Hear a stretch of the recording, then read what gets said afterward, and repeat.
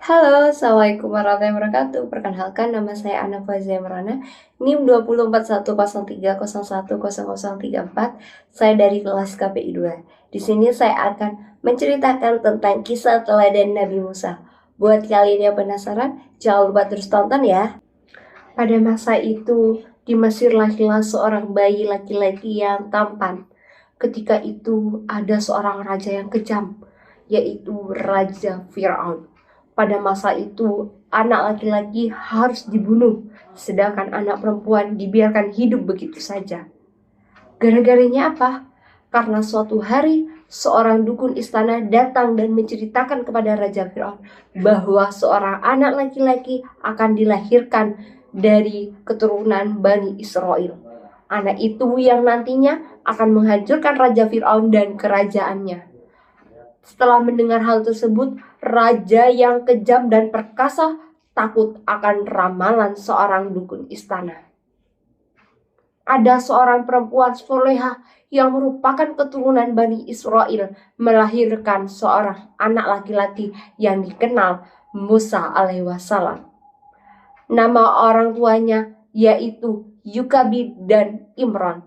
Kedua orang tua Musa alaihissalam sangat cemas dan ketakutan akan nasib anaknya, juga akan mengalami nasib yang sama dengan anak laki-laki yang lain, yaitu akan segera dibunuh oleh tentara Fir'aun yang kejam.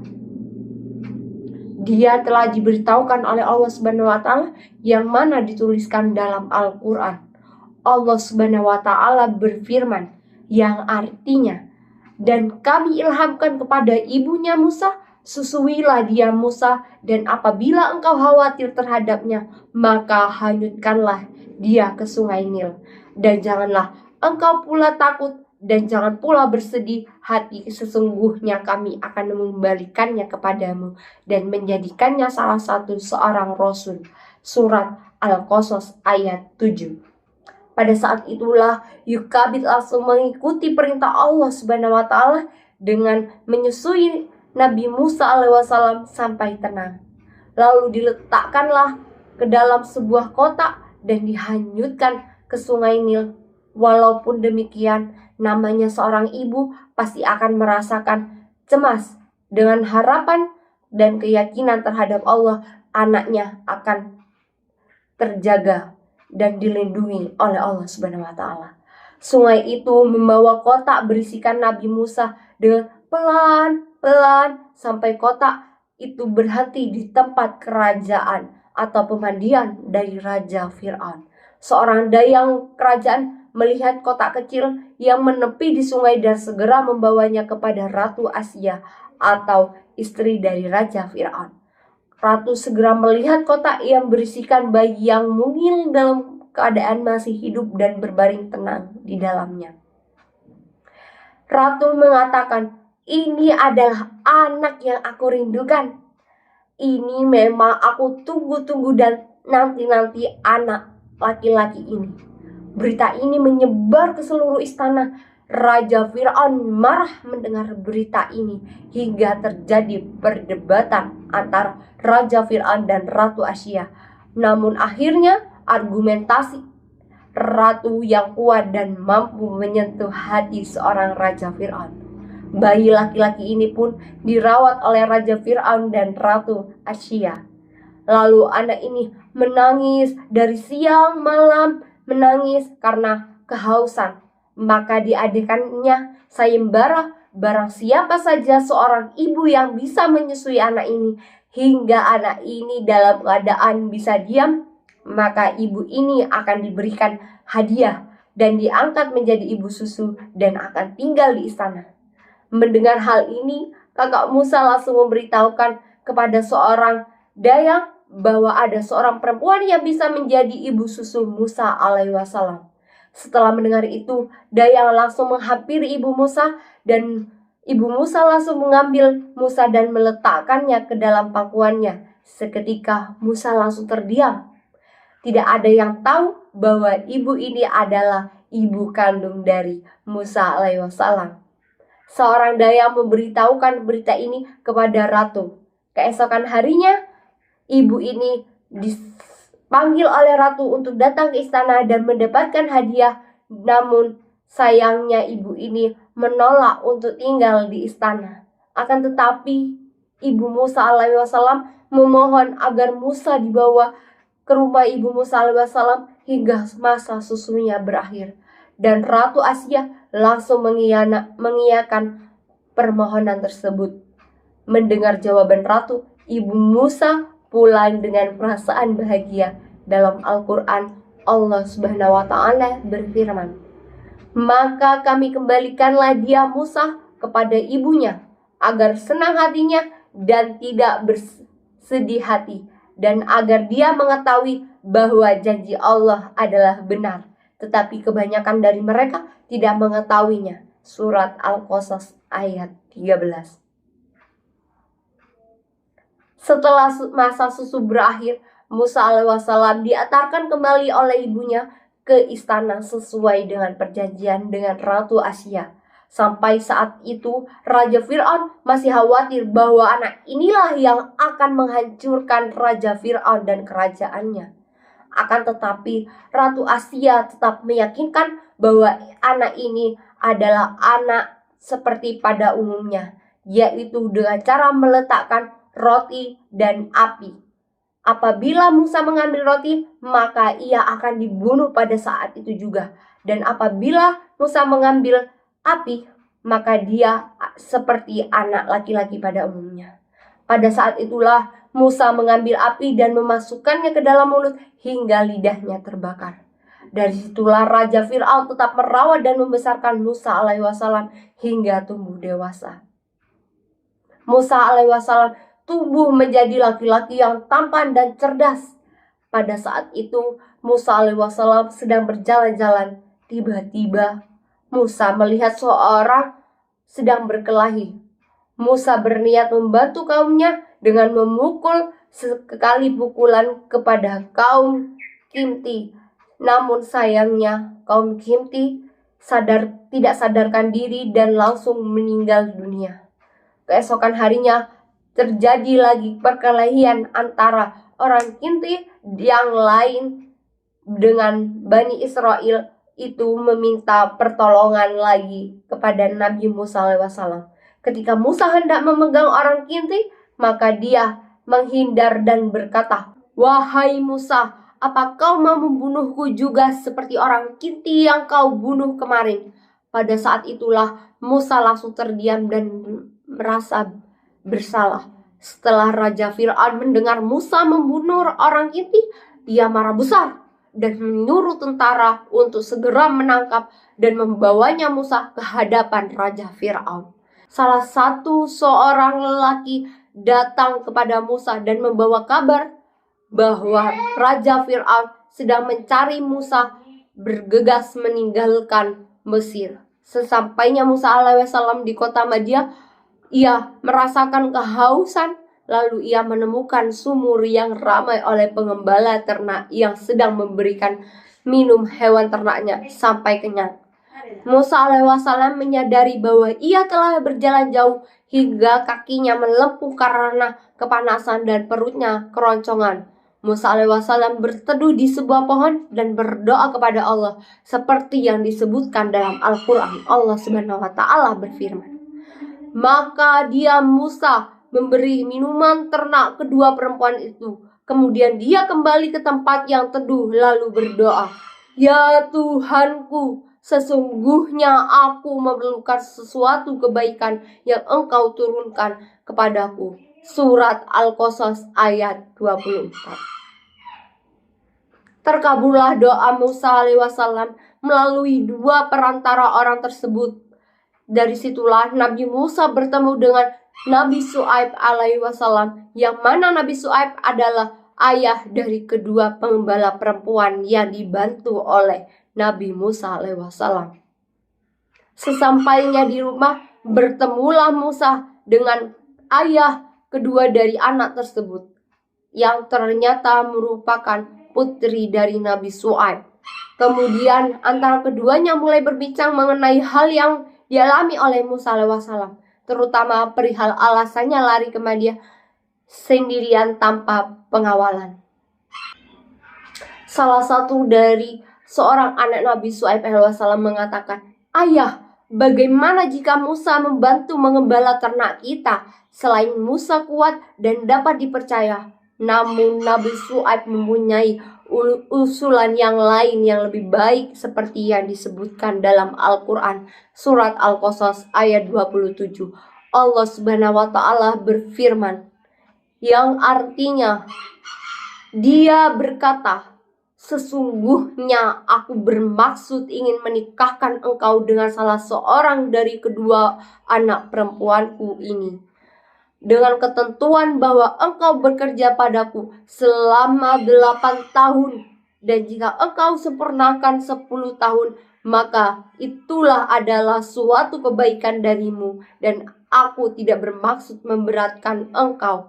Insya Allah engkau akan mendapatkan termasuk orang-orang yang baik." Setelah menikah dengan Safurah, beliau dan sang istri memutuskan untuk pergi ke Mesir.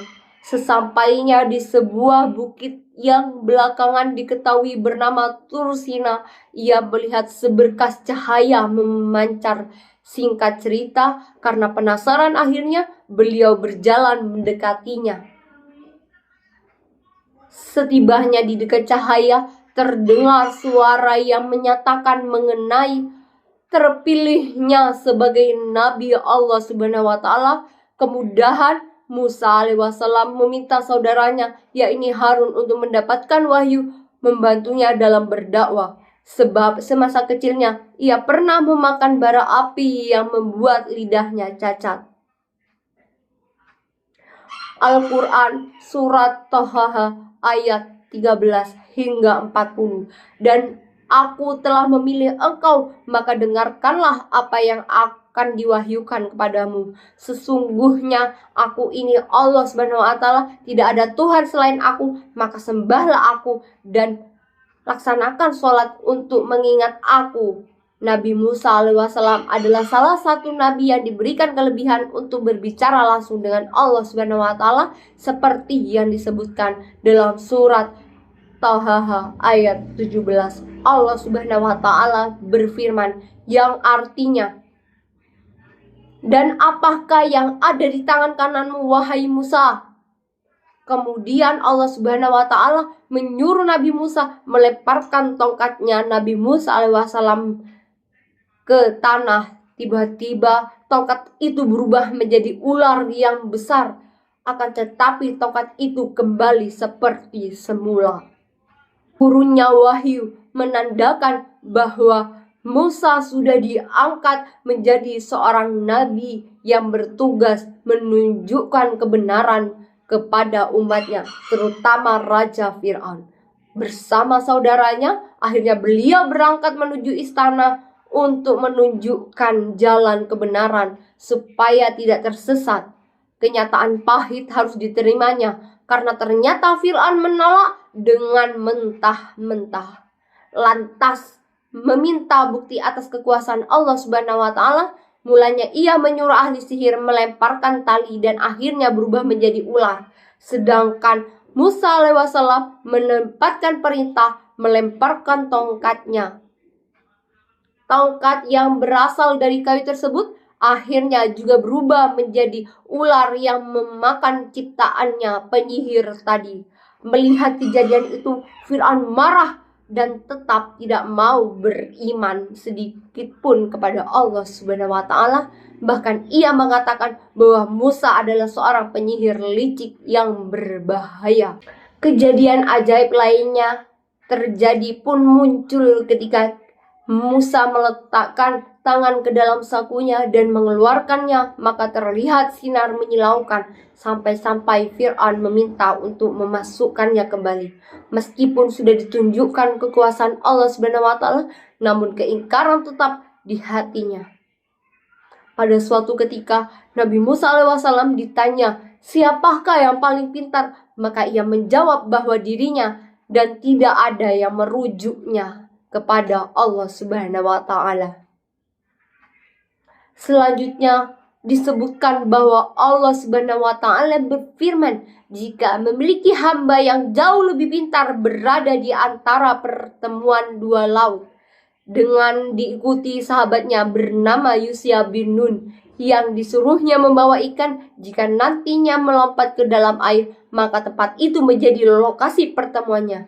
Pada saat Nabi Musa alaihissalam dan temannya merasa kelelahan, akhirnya memutuskan berhenti dan beristirahat. Saat itulah ikan yang dibawa Yusya melompat ke air, namun sayangnya ia lupa memberitahukan kepada Nabi Musa alaihissalam. Akhirnya setelah sehari semalam kabar itu diutarakan. Akhirnya keduanya datang kembali kepada tempat di mana ikan tadi tercebur. Kemudian dari situlah pertemuan antara Nabi Musa dan Nabi Khidir.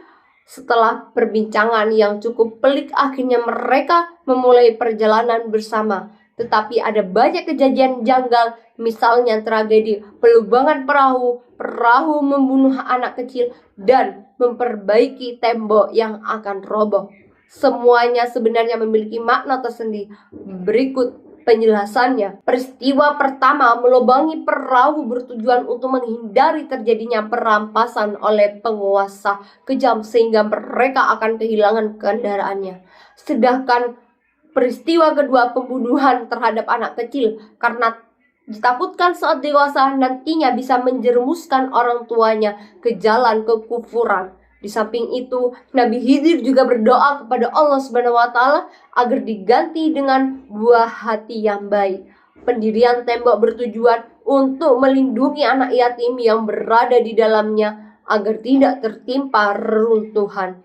Perjalanan panjang yang dialami oleh Nabi Musa alaihissalam dalam melawan Fir'aun, hingga suatu ketika Allah Subhanahu wa taala memerintahkan kepada Nabi Musa alaihissalam untuk membawa keturunan Nabi Ishak yang berada di Mesir yang tertekan oleh Raja Fir'aun untuk menyeberangi Laut Merah menuju ke bumi Palestina. Pada saat itu ada 600.000 orang. Dipukulkanlah tongkatnya Nabi Musa alaihissalam, terbelahlah Laut Merah seperti tembok bukit yang tinggi. Ketika Nabi Musa alaihissalam dan kaum Nabi Ishak sampai di ujung, dari arah belakang Raja Fir'aun dan kaumnya datang. Saat itulah Laut Merah menyatu kembali, dan saat itulah ombak besar datang. Tenggelamlah ia di Laut Merah bersama kaum-kaumnya. Sesampainya saat ini, orang Mesir meyakini suatu saat nanti ada Laut Merah, ada gelombang besar. Disitulah Raja Fir'aun dan kaumnya tenggelam. Setelah itu, Nabi Musa terus melanjutkan perjalanan menuju Palestina. Namun, tidak sampai ke Palestina, Nabi Musa meninggal dunia di Gunung Sinai. Kemudian perjalanan dilanjutkan oleh salah satu murid Nabi Musa, yaitu Yusya. Dari kisah Nabi Musa alaihissalam kita dapat meladani sifat-sifat yang dimiliki beliau. Adapun beberapa sikap yang perlu kita teladani sebagai berikut. Pertama, pemberani dalam menyampaikan kebenaran.